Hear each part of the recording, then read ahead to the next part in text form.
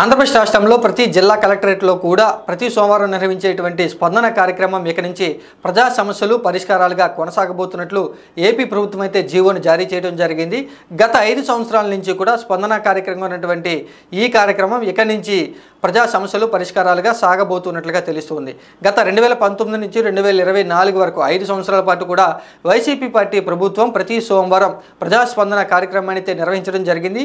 ఈ కార్యక్రమంలో జిల్లా పరిధిలో ఉన్నటువంటి ఉన్నత అధికారులు జిల్లా కలెక్టరేట్ కూడా ఆ యొక్క కార్యక్రమంలో పార్టిసిపేట్ చేయడంతో ప్రజా సమస్యలను అయితే అక్కడి నుంచి స్వీకరించడం జరిగింది. ఆ సమస్యలకు సంబంధించి పరిష్కార మార్గాలను కూడా వెంటనే జరిగే విధంగా ప్రభుత్వం అయితే చర్యలు చేపట్టడం జరిగింది అప్పట్లో.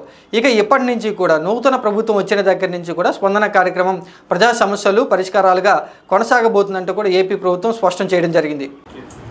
ముఖ్యమంత్రిగా బాధ్యతలు చేపట్టిన తర్వాత తొలిసారిగా నారా చంద్రబాబు నాయుడు పార్టీ కేంద్ర కార్యాలయానికి అయితే వెళ్ళడం జరిగింది. నారా చంద్రబాబు నాయుడు యొక్క రాకను పురస్కరించుకుని పెద్ద ఎత్తున కూడా పార్టీ నాయకులు కార్యకర్తలంతా కూడా కేంద్ర కార్యాలయానికి తరలి రావడంతో పోలీసులు కొన్ని ఆంక్షలు అయితే విధించడం జరిగింది.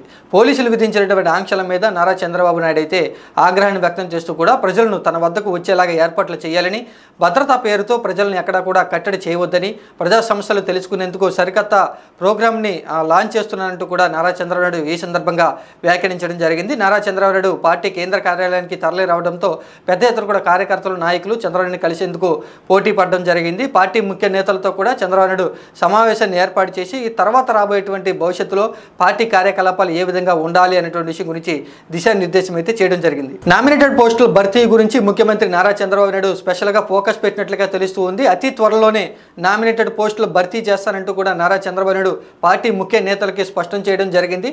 పార్టీ కోసం పనిచేసిన వారిని, పార్టీ కోసం టికెట్లు త్యాగం చేసిన వారిని దృష్టిలో పెట్టుకుని నామినేట్ పోస్టుల్లో ప్రాధాన్యత కల్పిస్తానంటూ కూడా నారా చంద్రబాబు భరోసానైతే ఇవ్వడం జరిగింది. అతి త్వరలోనే నామినేటెడ్ పోస్టులు భర్తీ చేస్తానంటూ కూడా నారా చంద్రబాబు చెప్పడంతో తెలుగుదేశం పార్టీలో ఆశాబాహుల్లో అయితే కొత్త ఉత్తేజం వచ్చినట్లుగానే తెలుస్తూ ఉంది.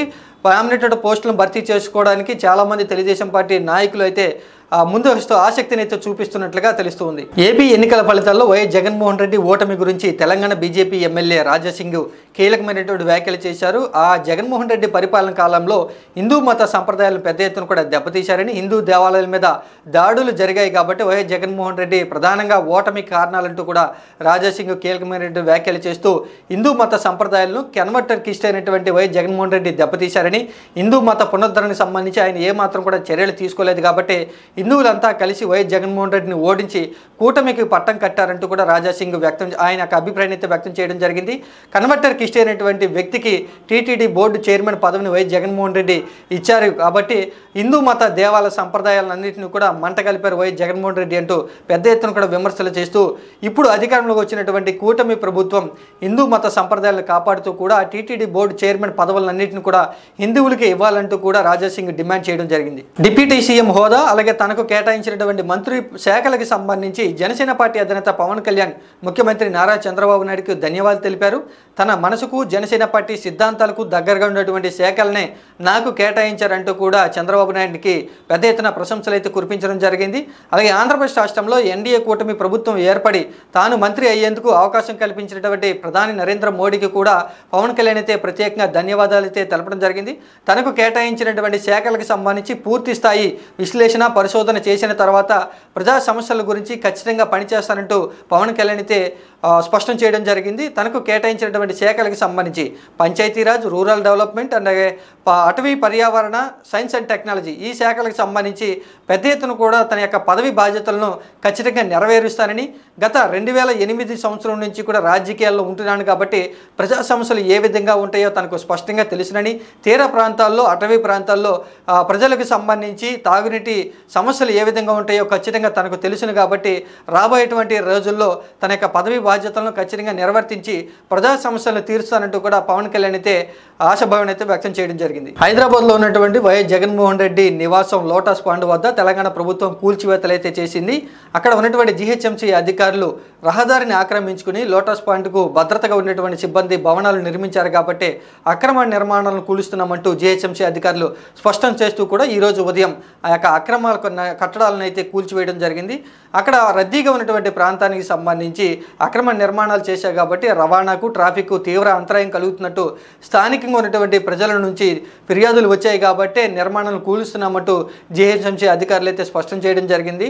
గతంలో హైదరాబాద్ వెళ్ళినటువంటి ప్రతిసారి కూడా వైఎస్ జగన్మోహన్ రెడ్డి లోటస్ పాయింట్కి అయితే వెళ్తూ ఉంటారు. గతంలో ఆయన యొక్క నివాస స్థలం అనేది లోటస్ పాయింట్గానే ఉంది కాబట్టి అక్కడ అక్రమ నిర్మాణాలు జరిగాయంటూ ఇప్పుడు వచ్చినటువంటి వారపడుల గురించే ప్రస్తుతం పెద్ద ఎత్తున చర్చనీయాంశంగా మారింది. ముఖ్యమంత్రి హోదాలో తొలిసారిగా తెలుగుదేశం పార్టీ కేంద్ర కార్యాలయానికి వచ్చినటువంటి నారా చంద్రబాబు నాయుడు కొన్ని కీలకమైనటువంటి వ్యాఖ్యలైతే చేయడం జరిగింది. గతంలో వైసీపీ పార్టీ అధికారంలోకి వచ్చిన వెంటనే కూల్చినటువంటి ప్రజావేదిక భవనం సంబంధించి శిథిలాలను ఎట్టి పరిస్థితుల్లో కూడా తొలగించమని, ప్రజా వ్యతిరేక విధ్వంస పాలనకు గుర్తుగా ఆ శిథిలాలను అక్కడే ఉంచుతామంటూ కూడా వైసీపీ పార్టీ గత ప్రభుత్వ పరిపాలన గురించి చంద్రబాబు నాయుడు అయితే విమర్శలు చేయడం జరిగింది. అలాగే అతి త్వరలోనే ఏపీ అసెంబ్లీ సమావేశాల తేదీని ప్రకటన చేస్తారని, ప్రజలు తనను కలిసి వచ్చేందుకు ప్రజా సమస్యలు తెలుసుకునేందుకు ఖచ్చితంగా ఏర్పాట్లు చేస్తారని, తనను కలిసేందుకు వచ్చేటువంటి ప్రజలకు ఎట్టి పరిస్థితుల్లో కూడా అడ్డంకులు సృష్టించవద్దంటూ కూడా భద్రతా బలగాలకు పోలీసులకైతే నారా చంద్రబాబు నాయుడు స్పష్టం చేయడం జరిగింది. అలాగే సచివాలయంలో ప్రజా సమస్యలు స్వీకరించేందుకు ఒక కార్యక్రమాన్ని ఏర్పాటు చేస్తే ఎలా ఉంటుందా అని ఆలోచన చేస్తున్నట్టు కూడా నారా చంద్రబాబు నాయుడు ఈ సందర్భంగా స్పష్టం చేయడం జరిగింది. ఆంధ్రప్రదేశ్ మహిళలకైతే రవాణా శాఖ మంత్రి రాంప్రసాద్ రెడ్డి అయితే ఒక తీపి కబుర్ని అయితే చెప్పారని అనుకోవచ్చు. అతి త్వరలోనే రాష్ట్రంలో మహిళలకు ఉచిత బస్సు ప్రయాణం అనేది పథకం అమలు చేయబోతున్నామని, ఈ పథకానికి సంబంధించి ప్రభుత్వం కసరత్తులు మొదలుపెట్టిందంటూ కూడా మంత్రి వెల్లడించారు. అలాగే ఏపీలో గత 5 సంవత్సరాల పాటు అధికారంలో ఉన్నటువంటి వైసీపీ పార్టీ ప్రజాధనాన్ని దోచుకుందని, అధికారంలోకి మేము వచ్చాం కాబట్టి ఖచ్చితంగా ఇప్పుడు వారు దోచుకున్నదంతా కూడా కక్కిస్తామంటూ రాంప్రసాద్ రెడ్డి వైసీపీ పార్టీ మీద అయితే విమర్శలు చేయడం జరిగింది. అతి త్వరలోనే మహిళలకు ఏపీలో ఉచిత బస్సు ప్రయాణం అనేది ప్రారంభం కాబోతుందంటూ కూడా మంత్రి రాంప్రసాద్ రెడ్డి స్పష్టం చేయడం జరిగింది. మంగళగిరి ఎమ్మెల్యే మంత్రి నారా లోకేష్ అయితే మంగళగిరి నియోజకవర్గ ప్రజల సమస్యలు తెలుసుకునేందుకు ప్రజా దర్బార్ అనేటువంటి నూతన కార్యక్రమానికి అయితే శ్రీకారం చుట్టడం జరిగింది. ఈ ప్రజా దర్బార్ కార్యక్రమంలో నారా లోకేష్ సామాన్య ప్రజానీకం అందరికీ కూడా అందుబాటులో ఉంటూ వారి వద్ద నుంచి వచ్చేటువంటి సమస్యలకు సంబంధించి వినతి పత్రాలను స్వీకరించి అట్టి సమస్యలను పరిష్కరిస్తానంటూ కూడా హామీని అయితే ఇవ్వడం జరిగింది. రాష్ట్రంలో ఎక్కడా లేని విధంగా నారా లోకేష్ సరికొత్త ప్రోగ్రాం అయినటువంటి ప్రజా దర్బార్ కార్యక్రమానికి శ్రీకారం చుట్టి ప్రజల మధ్యన ఉండేందుకే నారా లోకేష్ నిర్ణయం తీసుకున్నారంటూ కూడా తెలుగుదేశం పార్టీ వర్గాలు చెప్తూ ఉన్నాయి. ఈ ప్రజా దర్బార్ కార్యక్రమానికి సంబంధించి కూడా అధికార యంత్రాంగం వివిధ నియోజకవర్గాల్లో కూడా ఎమ్మెల్యేలు నిర్వహించే విధంగా ఏర్పాట్లు చేసే విధంగా ఆలోచన చేస్తున్నారంటూ తెలుగుదేశం పార్టీ వర్గాలు చెప్తూ ఉన్నాయి. నారా లోకేష్ ఉండవల్లిలో ఉన్నటువంటి సమయంలో ప్రతిరోజు ఉదయం 8 గంటలకు ప్రజా దర్బార్ కార్యక్రమం ప్రారంభం అవుతుందంటూ కూడా నారా లోకేష్ అనుచరులు తెలుగుదేశం పార్టీ వర్గాలు అయితే చెప్తూ ఉన్నాయి. ఆంధ్రప్రదేశ్ రాష్ట్ర ఎన్నికల ఫలితాల మీద టాలీవుడ్ సీనియర్ నటుడు సుమన్ అయితే స్పందించడం జరిగింది.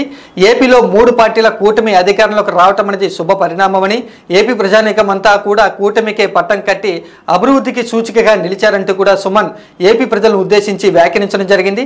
అలాగే వైసీపీ పార్టీ ప్రభుత్వ పరిపాలన గురించి కూడా విమర్శిస్తూ 5 సంవత్సరాల్లో ఆంధ్రప్రదేశ్ రాష్ట్రం మరొక 5 సంవత్సరాల పాటు వెనక్కి వెళ్ళిపోయిందంటూ కూడా విమర్శించడం జరిగింది. ఆంధ్రప్రదేశ్ రాష్ట్ర మంత్రి మండలి కూర్పులో బీసీలకు నారా చంద్రబాబు నాయుడు పెద్దపీట వేశారంటూ కూడా నారా చంద్రబాబు నాయుడిని సుమన్ అయితే ప్రశంసించడం జరిగింది. ఇక అమరావతి కూడా హైదరాబాద్ లోగానే అభివృద్ధి చెందుతూ ఉందని, గతంలో హైదరాబాద్ను ఎలా అయితే నారా చంద్రబాబు నాయుడు అభివృద్ధి చేశారో అదే విధంగా అమరావతిని కూడా డెవలప్ చేస్తారంటూ కూడా ఆశాభావాన్ని అయితే వ్యక్తం చేయడం జరిగింది. ఏపీలో సినీ పరిశ్రమ అభివృద్ధికి సంబంధించి కూడా అధికార యంత్రాంగం కృషి చేయాలంటూ కూడా ఈ సందర్భంగా సుమన్ అయితే సూచించడం జరిగింది.